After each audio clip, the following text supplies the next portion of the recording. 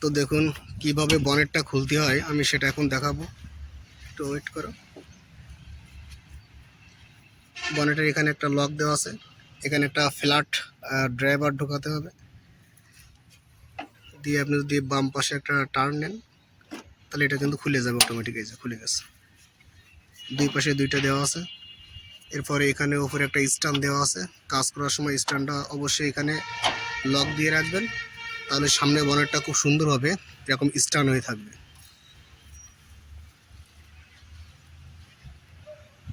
সামনে যে wiper assembly আছে তার হচ্ছে পানির জন্য রিজার্ভ ট্যাঙ্ক এখানে। এটা এই যে উইপার অ্যাসেম্বলির মোটর,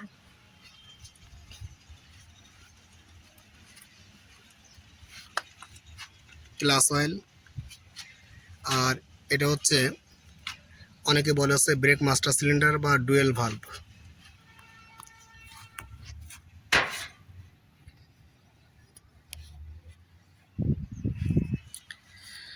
একটা বিষয় বলি, অনেকে গাড়িতে হচ্ছে হাইড্রোলিক হর্ন বা ইয়ার হর্ন ব্যবহার করেন, তখন এখান থেকে অনেকে লাইন নেয়, এই যে এখান থেকে হর্নের লাইনটা বাইর করে নেয়। তো ড্রাইভার যখন ব্রিজে বা ফেরিতে ওঠে বা খুব লোকালয়পূর্ণ এলাকায় যখন থাকে, তখন কিন্তু ওনার পাটা ব্রেকের উপরে সবসময় থাকে, এবং উনি হর্ন যদি ওই সময় হর্ন দেয় এবং ব্রেক দেয়, তো এখান থেকে কিন্তু ইয়ার হর্ন সবসময় বাতাস নেওয়ার জন্য মানে বাতাস সবসময় নিয়ে থাকে। হ্যাঁ, যখন আপনি হর্ন দেবেন তো এখান থেকে প্রচুর পরিমাণ বাতাস কিন্তু ইয়ার হর্নে বাইপাস হয়ে চলে যায়। এই সময় যদি আপনি পার ব্রেক দেন তাহলে কিন্তু এই অতিরিক্ত বাতাস ইয়ার হর্নে নিয়ে নেবে, তখন ব্রেক খুবই কম হবে, চাকায় ব্রেক কম হবে।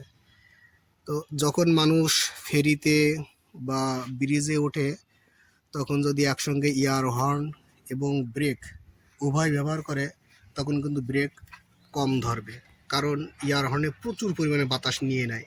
আপনার ব্রেকিং প্রক্রিয়া চাকায় প্রয়োগ করার জন্য যে হাওয়ার দরকার সে হাওয়াটা কিন্তু তখন ফুলফিল পায় না, সেটা ওই যে ইসে নিয়ে নিচ্ছে, ইয়ার হর্নে নিয়ে নিচ্ছে, তখন কিন্তু গাড়িটা দুর্ঘটনা হওয়ার সম্ভাবনা থাকে। দেখুন এইখানে দুইটা ইয়ার রিজার্ভার ট্যাঙ্ক দেওয়া আছে, একটা একটা দুইটা। তো এই ইয়ার রিজার্ভার ট্যাঙ্কের কাজ হচ্ছে আপনার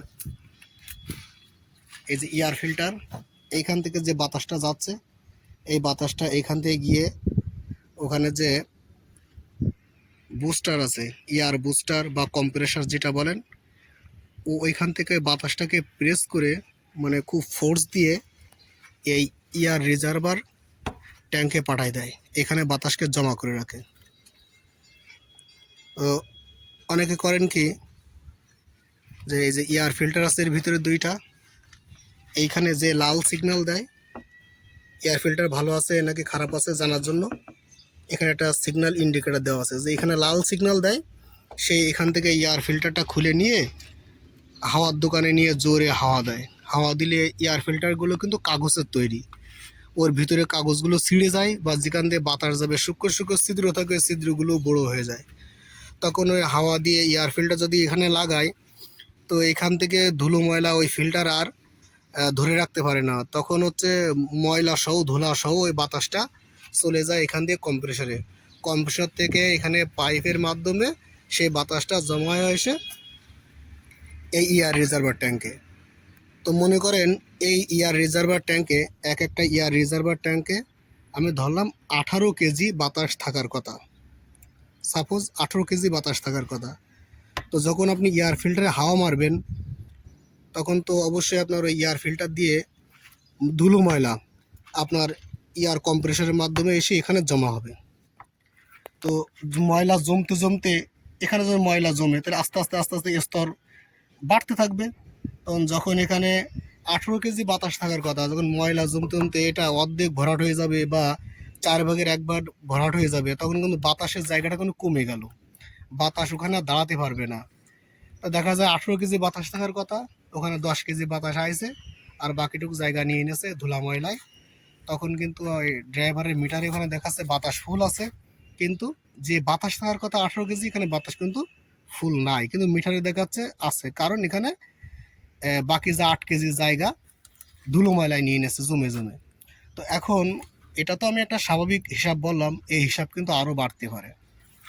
এখন ড্রাইভার মনে করেন যে ব্রিজে উঠতেছে বা ফেরিতে যাচ্ছে, তখন ড্রাইভার ব্রেকে পা দিল, তো ওই বাতাসটা কিন্তু এয়ার রিজার্ভার ট্যাঙ্ক থেকে এই ব্রেক অ্যাকচুয়েটার আসবে, এখান থেকে এসে এর ভিতরে মেকানিজমগুলো রান করে তারপর সে চাকায় ব্রেক দেবে।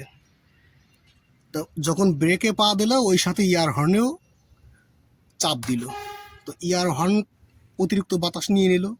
এই চাকায় যে আপনার বাতাস আসার কথা, যে পরিমাণ 100, মনে করেন যে 100% বাতাস এখানে আসলে চাকায় কিন্তু ব্রেক হবে। ইয়ার হর্ন দেওয়ার সাথে সাথে ও বাতাস ওইখান থেকে 60% নিয়ে নিল, 40% বাতাস এখানে এসে আপনার ব্রেক দিল, তখন কিন্তু ব্রেকটা আপনি ফুলফিল পাবেন না। এই যে দেখুন এয়ার রিজার্ভার ট্যাঙ্কের নিচে এখানে এখানে হচ্ছে একটা ড্রেন প্লাগ আছে, এটা টান দিলে কিন্তু এখান থেকে বাতাস বা ময়লা বাইর হয়, যদি এর ভিতরে পানি জমা থাকে সেটাও বাইর হয়। তো কিছুদিন পর পর ওদের দেখা যায় 1 মাস বা 2 মাস পর পর আপনারা এখান থেকে টান দিয়ে এর ভিতরে যদি বাতাস থাকে, ধুলো ময়লা থাকে, এগুলো বাইর করে দেবেন, অথবা আপনারা ট্যাঙ্কটা সার্ভিস করবেন নির্দিষ্ট সময় পর পর, খুলে এর ভিতরে যে ময়লাগুলো আছে বাইর করে দেবেন। আর সবার কাছে একটা অনুরোধ থাকবে, আপনারা কখনো এয়ার ফিল্টারে হাওয়া দিয়ে সেই এয়ার ফিল্টার এখানে ব্যবহার করবেন না। যদি ব্যবহার করেন তাহলে কিন্তু এমন দুর্ঘটনা যে কোনো সময় ঘটে যেতে পারে, কারণ এয়ার ফিল্টারে হাওয়া দিলে ওই ফিল্টারের ভিতরে যে সূক্ষ্ম ছিদ্র আছে ছিদ্রগুলো হয় বড়ো হয়ে যাবে অথবা ছিঁড়ে যাবে, একটা না একটা কিছু হবেই। তখন এই ধুলো ময়লা এসে কিন্তু আপনার যে এয়ার রিজার্ভার ট্যাঙ্কে জমা হবে। আমি তো একটা সাধারণ হিসাব বললাম, অনেকে আছে তো কখনো এটা পরিষ্কারই করে না, জমতে জমতে দেখা যায় যে এত পরিমাণে জমে গেছে যে এর ভিতরে 5 কেজি 6 কেজি বাতাস আসার সাথে সাথে এটা মিটারে ফুল দেখাচ্ছে। এখানে যে আপনার ডিডি ইউনিট আছে যেটা ওভার হাওয়া মারে, যেখানে এটা এই ওভার হাওয়া মেরে দিচ্ছে, কারণ কি এখানে বাতাস দাঁড়ানোর জায়গা নাই, তখন ইনারা ধরে নিচ্ছে যে এখানে বাতাস ফুল হয়ে গেছে। তো যদি এয়ার হর্ন মারেন আর আপনি ব্রেক মারেন সেক্ষেত্রে কিন্তু দেখা যায় এখান থেকে বাতাসটা দ্রুত চলে যাবে। হ্যাঁ, মিটারে দেখাচ্ছে যে বাতাস আরও আছে, কিন্তু এখানে কিন্তু বাতাস নাই, কারণ ওই যে ধুলো ময়লা জমে গেছে, আপনি ফিল্টারে হাওয়া মারছেন সে কারণে। তো এই সাম্প্রতিক একটা যে অ্যাক্সিডেন্ট হয়ে গেল, ফেরিতে বাস ওঠার সাথে পড়ে গেল, এটা সচরাচর আমার ধারণা এমন কোনো একটা সমস্যা ছিল যে কারণে কিন্তু ড্রাইভার আর গাড়িটা কন্ট্রোল করে রাখতে পারে নাই। আসলে সবসময় ড্রাইভারের দোষ হয় না, যারা গাড়িতে ইয়ারহর্ন লাগায় এটাই আসলে ক্ষতির কারণ। আরেকটা বিষয় যেটা যে এখানে দেখুন একটা, এই যে এখানে একটা বোল্ট আছে, এটা হচ্ছে পার্কিং ব্রেক অপারেট করার জন্য এই বোল্টটা।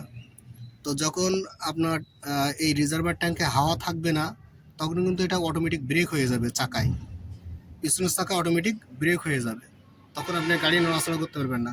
তো অনেক ড্রাইভার বা মেকানিক্স ভাইরা যারা আছে তারা এই সমস্যাকে দূর করার জন্য করে কি, এটা ঢিলা দিয়ে বাইরে বাইর করে রাখে, এভাবে বাইর করে রাখে। তো যখন এইভাবে ঢিলা দিয়ে বাইরের দিকে বাইর করে রাখবে তখন কিন্তু এই ব্রেক অ্যাকচুয়েটার পার্কিং ব্রেক যে মেকানিজম আছে এটা আর রান করতে পারে না। তার মানে যদি এটা বাইরে বাইর করে রাখেন এই চাকায় আর পার্কিং ব্রেক হবে না, যদি ওই চাকায় বাইর করে রাখেন বোল্টটা বাইরের দিকে তাও কিন্তু পার্কিং ব্রেক হবে না। তো এটা আপনারা কখনো করবেন না, যদি কোনোদিন সমস্যা হয় সঙ্গে সঙ্গে এটা আপনারা হয় সার্ভিস করবেন অথবা পরিবর্তন করে ফেলবেন, জীবনে রিস্ক নেবেন না। তো এমন আরও ভিডিও পেতে চাইলে আমার চ্যানেলটা সাবস্ক্রাইব করে রাখুন, লাইক বাটনে একটি লাইক দিবেন।